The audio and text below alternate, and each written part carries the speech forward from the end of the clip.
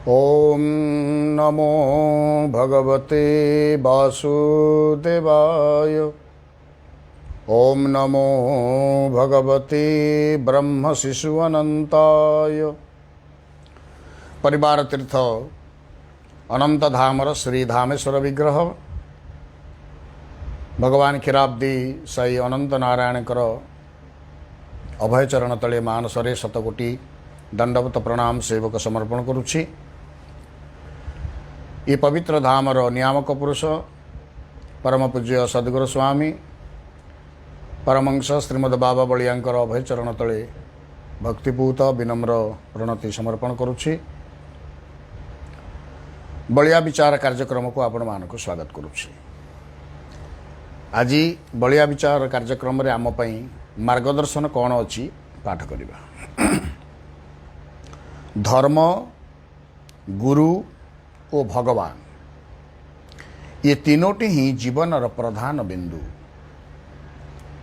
धर्म ही नाव, गुरु ही नाविक और ईश्वर हेउछंती लक्ष्यस्थल।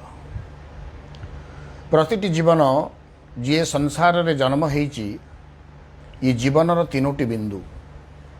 जदि मन भीतर प्रश्न आसे मु मनुष्य स्वरूप ही ये जगत को कौन पाई आसीची, यह केवल मनुष्य मानक पाई उद्दिष्ट, अन्य कौन सी जीव मानक पाई उद्दिष्ट नुहे। मनुष्य जीवनर तीनोटी बिंदु कौन, मु कौन पाई ये संसार को आसीची।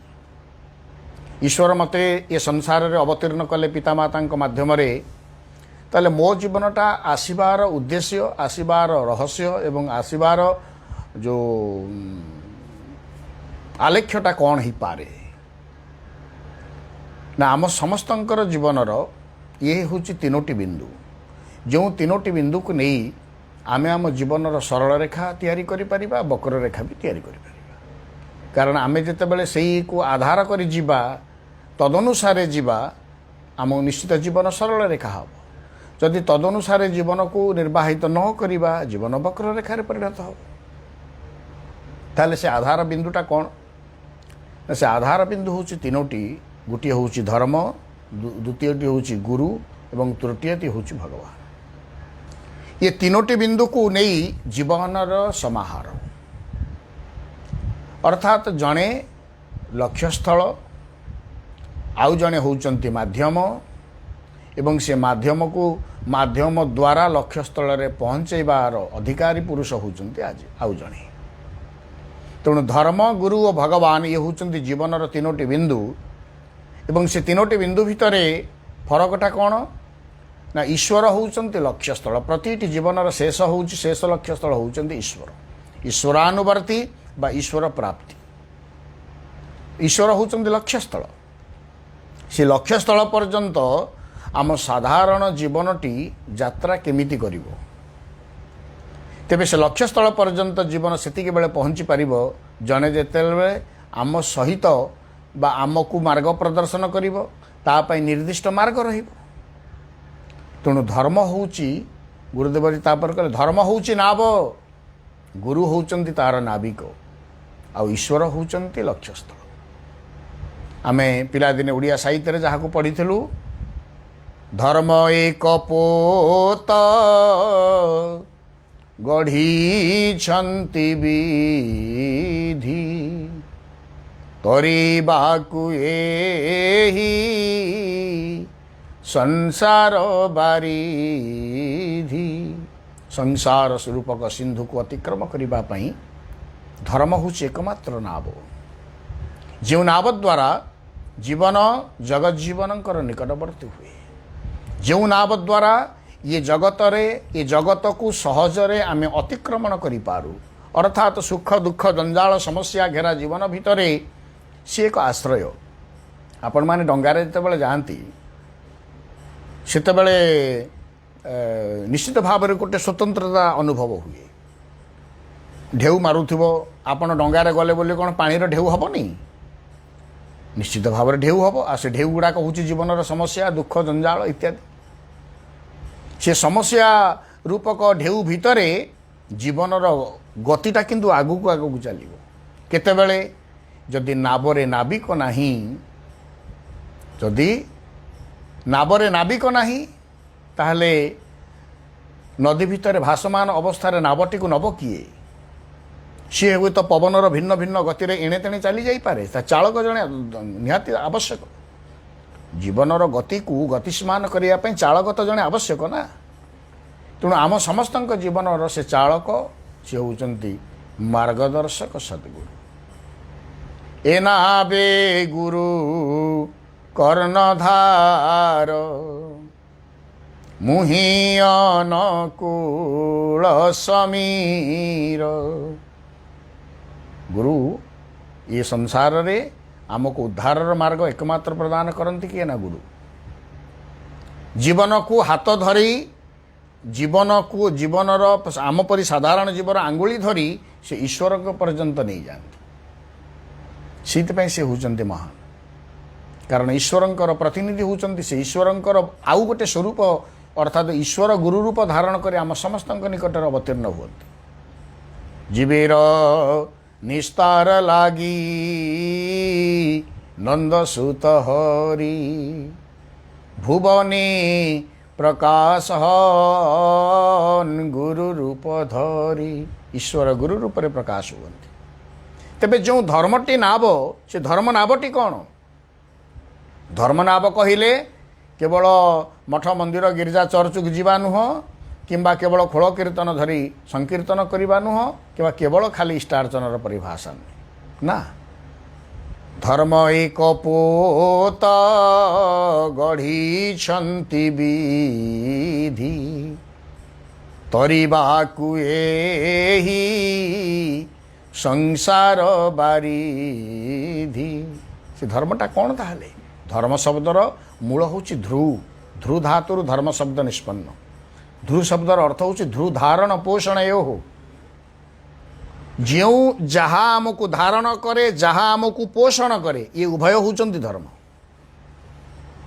धर्म कहले आम मठ मंदिर जीवा तिलक चिलिकी सीता मारिबा ये कथा भितर धर्म सीमित नुह जी आमको धारण करे आम परिवार प्रथम बुझा मो माँ मते गर्भरे 9 मास धारण कला मो पाई प्रत्यक्ष धर्म प्रथम धर्म देवता हूँ मो माँ धारण कला पर धारण कला पर मते जन्म देले तापरे मते जी पोषण कले परिपालन कले छोटरू बड़ कले मो पिता मो पाई साक्षात धर्म देवता सी पारिवारिक जीवन भितरे आम समस्त जीवन भितरे धर्म देवता प्रथम धर्म देवता होउचंती आम बो द्वितीय धर्म देवता होउचंती आम बापा तेणु बापा बहु प्रतिटी जीवनर धर्म देवता प्रथम ये गला आमर जीवन अर्थरे जगत अर्थरे प्रत्यक्ष धर्म देवता होउचंती सूर्य जे धारण करिचंती पोषण करूचंती पालन करूचंती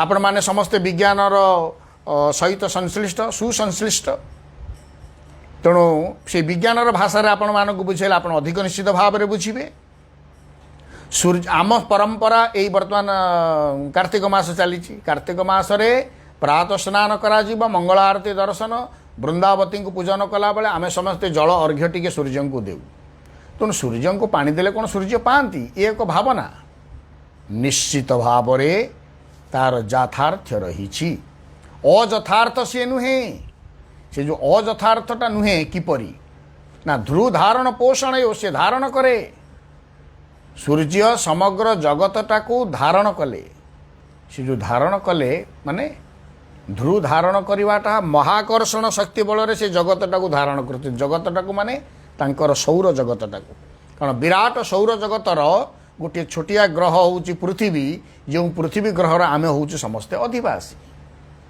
तेणु से जो महाकर्षण शक्ति द्वारा धारण कले तेणु सूर्य होउचंती प्रत्यक्ष धर्म देवता विश्व पोषण पालन कले सूर्यंकर रश्मि द्वारा सूर्य किरण द्वारा सूर्य किरण जदि न था जगत क्रियान्वित हो पारंता नहीं क्रियावान हो पारंता नहीं सूर्य से विज्ञान भाषा बही लेखा गले सूर्य होउचंती सकल शक्तिर आधार विदाउट सोलार लाइट आम किसी नहीं जगतर कौन क्रिया हो पार नहीं गछटे तो बढ़ी पार ना गछ ये संसार रे उद्भिद कौन आम जापर जी दिवा भागरे सूर्य ठारू आम जो किरण पाऊ राति भागरे से चंद्रमा निकटरू आमे आउ गोटे प्रकार शीतल ज्योत्सना प्राप्त हो। तेरे विज्ञान आउ आध्यात्मिकता भितर फरक एति विज्ञान कौच कौन ना चंद्र काले निजर आलोक ना से सूर्य आलोक आलोकित यहाँ हूँ विज्ञानर भाषा शास्त्र भाषा नुहे। शास्त्र स्पष्ट भाव में कहले रसोमाप्सु कौन्तेय प्रभास्मि शशि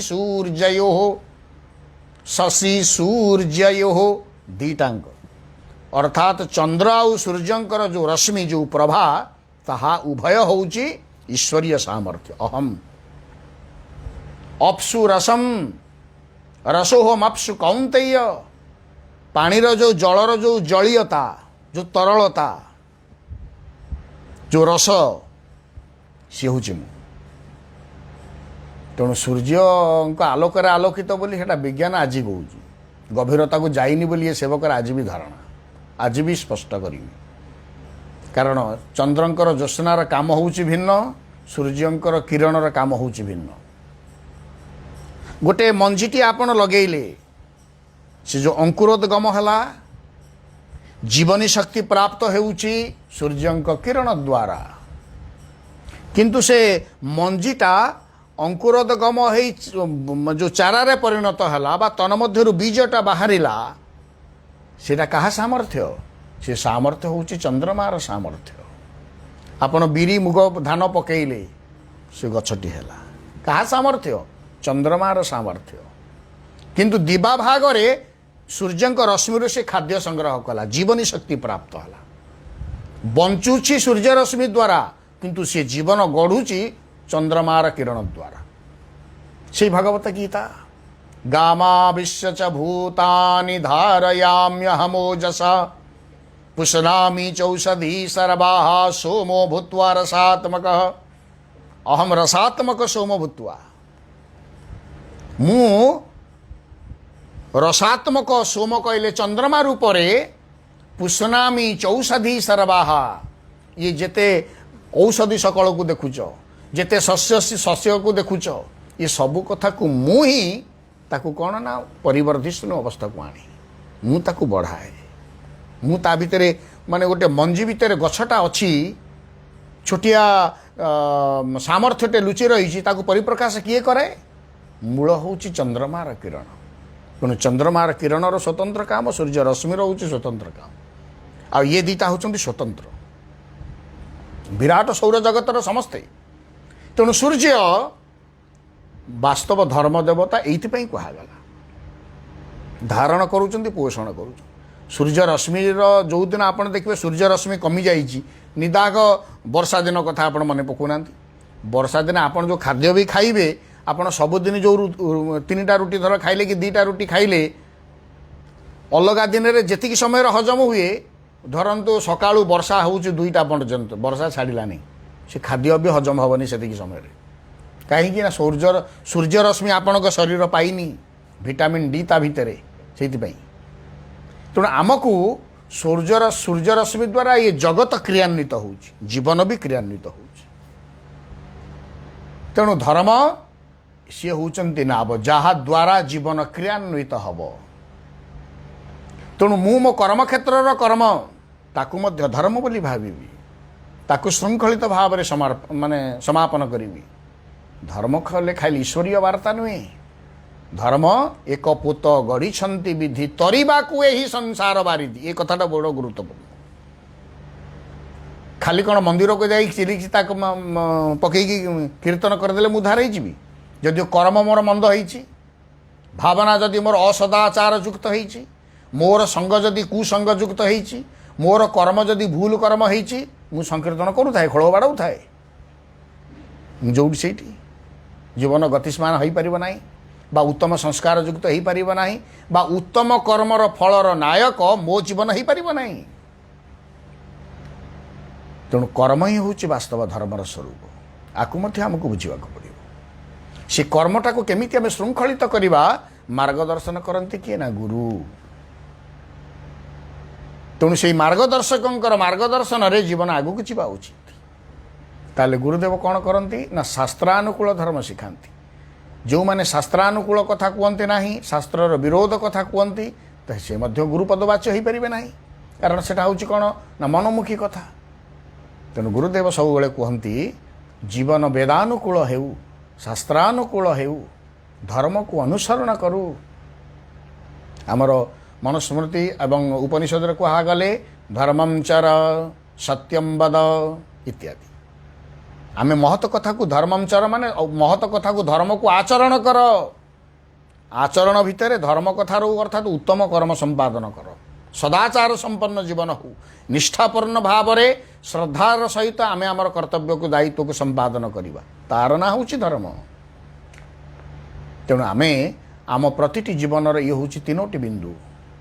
गोटे हूँ धर्म जी हूँ आम जीवन पर नाव एवं से नाव को आगो को नहीं जीवे कर्म को श्रृंखलित कर आगो को बाट देखेबे किए ना सी होचंती गुरु जे नाविक ए नावे गुरु कर्ण धार मुहि अनुकूल समीर। अनुकूल समीर किए ना ईश्वर। आमे ईश्वर आड़ को जिते जीवन धावमान हुए कारण लक्ष्यस्थल होचंती ईश्वर। जो कथा आमे गुरुवंदन रे प्रतिटी सनातनी परंपरार मनीष आमे पाठ करू जय सद्गुरु ईश्वर प्रापक हे भवरोग विकार विनाशक हे जय सद्गुरु ईश्वर प्रापक। तेणु ईश्वर को प्राप्ति आम जीवन में किए करई दियंती ना गुरु ही करई दियंती सद्गुरु ही करई दियंती। सामान्य नरेन को जे स्वामी विवेकानंद रे परिणत करि पारी थिले से किए ना रामकृष्ण परमहंस स्वरूपी सद्गुरु। तेणु गुरु ही आम साधारण जीवन जगत जीवन को अनुभव में आनी दे पारिबे से सामर्थ्य तांको निकटरे अछि। से पथ से निजे जेहेतु प्राप्ति होइचंती से पथर से निजे जेहेतु अधिकारी निश्चित भाव में शरणागत को से पथ देखी पारिबे। तेणु धर्म एक बिंदु गुरु आउ एक बिंदु एवं शेष बिंदु होउचंती ईश्वर। ये तीनोटी हूँ जीवन प्रमुख बिंदु। जो बिंदु के नहीं जीवन सरल रेखा गतिस्मान हुए ईश्वर आड़क भगवत कृपा आड़क तांकर अर्थात जीवन निजस्वता को त्याग करी ईश्वरत्व आड़क सबु भितरे ईश्वरत्व को देखी ईश्वर को देखे माने सबुटी राम छिड़ाई कृष्ण छिड़ाई से कथा नहीं सबु भितरे दिव्य भावनार पोषण करिवार नाम होची ईश्वर सत्ता को अनुभव करिवा। मु सबु भितरे से दिव्य सत्ता को दिव्य शक्ति को देखी पथर भितर जो दिव्य शक्ति आपुल भितर से गछ भितर से कुकुर भितर से गोधी भितर से झिटिबिटी भितर से ये सबु भितर से दिव्य शक्ति को अनुसरण करिवार नाम ही ईश्वर दर्शन। से सामर्थ्य को किए राम कौच किए कृष्ण कौच किए दुर्गा काली शिव हनुमान इत्यादि नाम नामित कर नाम को छाड़ गोटे मुहूर्त पाई आम से जो शक्ति को बा से जो सामर्थ्य को आम सब भाव देखा। विद्या विनय संपन्ने ब्राह्मणे गविहस्तिनि सुनी चैव स्वपाके च पंडिता समदर्शिनः। जी तंको देखी पारला से लोक हूँ पंडित जे समदर्शी सबुटी समान से ईश्वर को देखी पारे सबु सत्ता भितर से एक सामर्थ्य अन्य नाम हूँ ईश्वर। तेणु से ईश्वर को आम अनुभव से आनिबा जीवन जिते धर्मानुकूल हम शास्त्रानुकूल हम वेदानुकूल हम एवं गुरु वसंबद हम गुरुंकर मार्ग वसंबद हम गुरुंकर आदेश उपदेश वसंबद हम निश्चित भाव में जीवन ईश्वरत्व को उपलब्धि कर भगवत कृपा प्राप्ति निश्चित भाव में जीवन में संभव हो पार। किंतु आधार हूँ तीनोटी बिंदु ये तीनोटी बिंदु को छाड़ी कौन से जीवनर माने मनुष्यर मनुष्यता केतेबेले प्रतिष्ठित हो पार ना। तेणु धर्म गुरु आ ईश्वर ये जीवनर तीनोटी बिंदु को आम प्रमुख भाव में मन रखा जीवन को आगू नापी संकल्पित हवा कथा को रखी। जय गुरुदेव।